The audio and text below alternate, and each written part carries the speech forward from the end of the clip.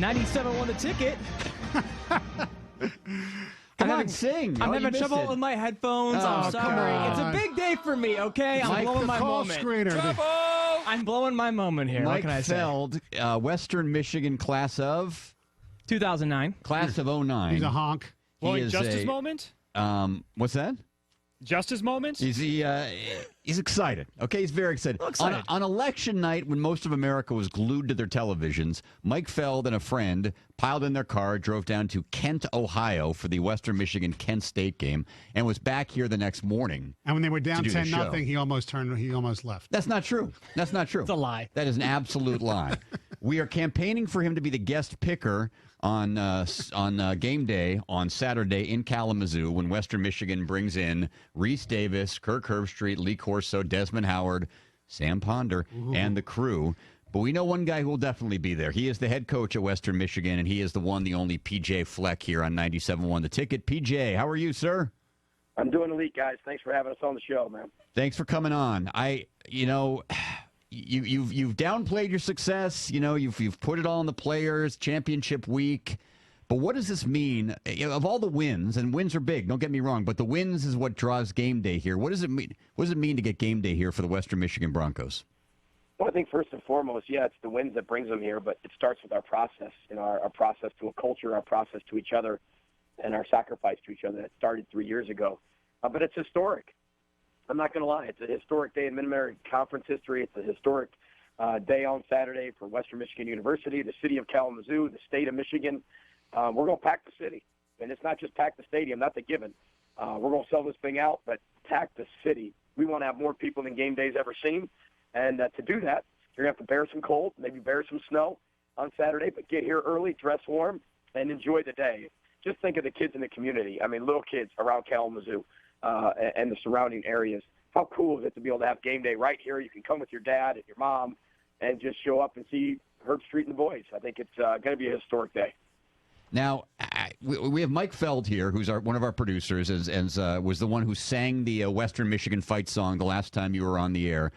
And I feel like when you do these interviews, you were on ESPN a couple weeks ago, you did the whole car wash, you probably get the same questions over and over again, row the boat, what's your background? So we wanted to bring Mike on to actually do a Western Michigan football interview, because you're going to get the general questions from me and Stoney, but Feldy can ask you about, your third-string linebacker and your backup punter, right, Mike? Isn't that what your plan is? I got a few details in here, yeah. Okay, all right. But I wanted to ask you real quick before we got to the Mike Feld one-on-one. You mentioned the little kids coming to the game day, and we work with Mike, and Mike, honestly, is just absolutely thrilled by what this season's been like. What is it? Do you ever stop and think about what you and your staff and your players have been able to do for the Western Michigan community? I mean, this really does mean so much to these fans, these alums, these students. I mean, it's a pretty special thing you guys have done for the Western Michigan community. Well, not yet. I think players and coaches will look back on it one day and really see the importance of it and see how special it really was. But when you're in it, guys, it's hard to do that. Also, when the purpose of your culture and your program is to literally serve and give, it's just what we do. And it might look on the outside as, wow, it's amazing, it's new. We've been doing this for 3 years. The only difference is we're winning games. We're even doing more serving and giving now than we ever have. But again, it's a compliment to our staff. It's a compliment to our players. It's a belief system that people have believed in. And it just shows you the power of culture. It shows you the power of process, the power of a vision. If you get the right people involved and get them rowing in the right direction, special things can happen. And that's not just our football team, that's our community. And it gives people something to believe in, way bigger than just football and way bigger than just results. And that's what I'm here to do. And, I'm put on this earth to serve and give. And the way I can do that is through being a college football coach. I'm going to do that as long as I possibly can, as long as God allows me to be a head football coach. And then after that, if he doesn't want me to be a head football coach anymore, then I'll serve and give some other way. But, again, it is our job to serve and give. So to us, it's just a normal day-to-day operation. To everybody else, it seems like it's just started. All right, let's turn it over to Mike Feld here, Western Michigan class of 09. PJ, my first question to you. We don't have all night. Okay? No, I only got a couple. I'll make it quick. All right. No, I just want to get into football. If we get to the backup punter, we're going for it. All right. Good to know. Going back to Kent State last week, you guys give up a fumble for a touchdown right away. You're down 14-0 immediately. A tough position that you guys haven't seen.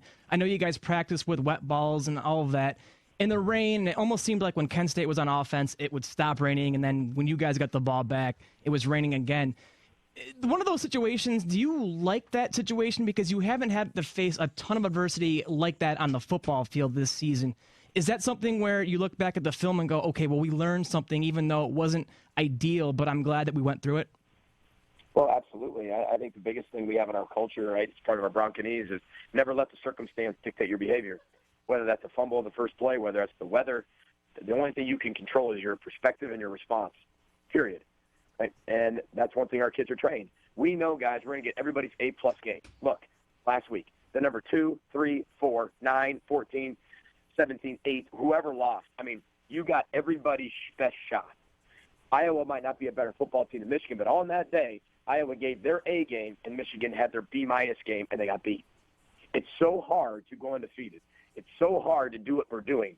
And every day we're learning more and more about how we can grow, how we can learn, how we can change our best, and how we can be better people as well as better football players. There are lessons to be learned in every single moment of a game that will apply to their life for the rest of their life. And we learned a lot. We really did. We learned a ton from that football game. But, again, we are going to get everybody's best shot. It doesn't matter people's record. They're going to play like superheroes when they play against us. And we have to be at our best every single week. And if we're not, it's going to be a close game no matter who you play. Now, considering you're getting everybody's best shot, I'm not sure people on this side of the state or maybe casual fans would know this, but two of the best individual performances this season in the country have come from Jarvian Franklin against Akron and then Corey Davis against Ball State. We've heard of Corey Davis. What are you talking about? Yeah, you've heard of Corey Davis. Jarvian Franklin's probably a name Corey you guys Tron. don't know. He made some catches like Calvin Johnson in that game. Yes, he did.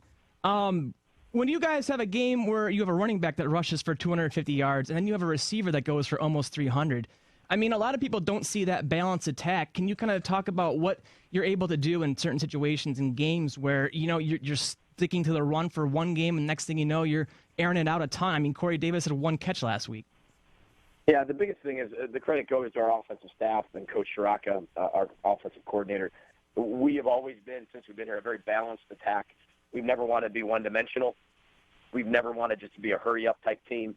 We wanted to possess the ball, score when we need to score, and score how we can score, whether through the air, on the ground, or on special teams. Elite teams score in multiple ways. And whether you score on defense, whether you score on special teams, offense or defense, you got to be able to do it. And that's what elite teams do. But our offense is made to be very balanced.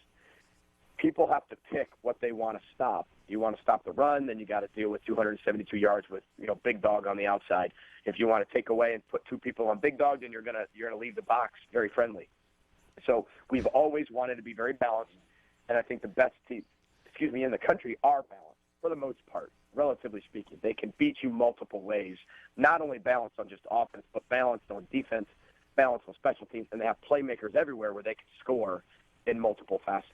I know you can, say all the right things about the game on Saturday. You're favored by 34.5 points, and Toledo's the following week, and that's, the big game. How do you keep your players from not looking ahead to Toledo? Guys, we got beat by Nichols year one, okay? That's who we got beat by. And there's a big, outside my office, the entire wall is the Nichols game. And that's done by design. Anytime that you have to walk by there, you have to remember where you came from to get where you want to be. You got to embrace your past to create your future. Remember, these guys that are playing for us, most of them went through a 1-11 season, got beat by Nichols. No offense to Nichols, right? A Division I AA school. But we got beat by them. This team understands if they're not humble, right, then anybody can beat them if they don't play their best. But if they're confident enough, and there's a balance of that, they can beat anybody in the country if they're at their best. The balance of humbleness and being confident is key when you're on a run. And we have to be able to want to play the game, want to go out and play like you're a kid. You want to go outside to the backyard and play football for 8 hours.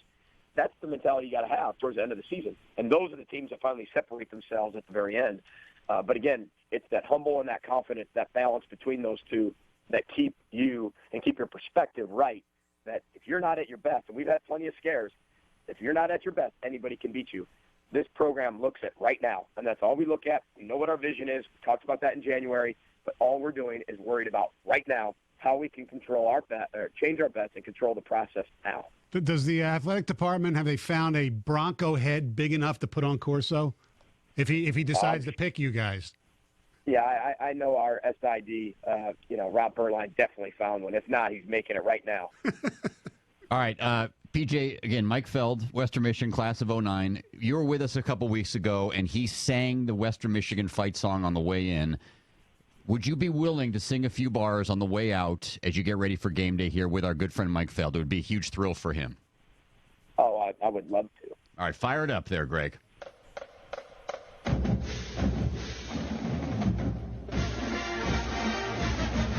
Fight on, fight on.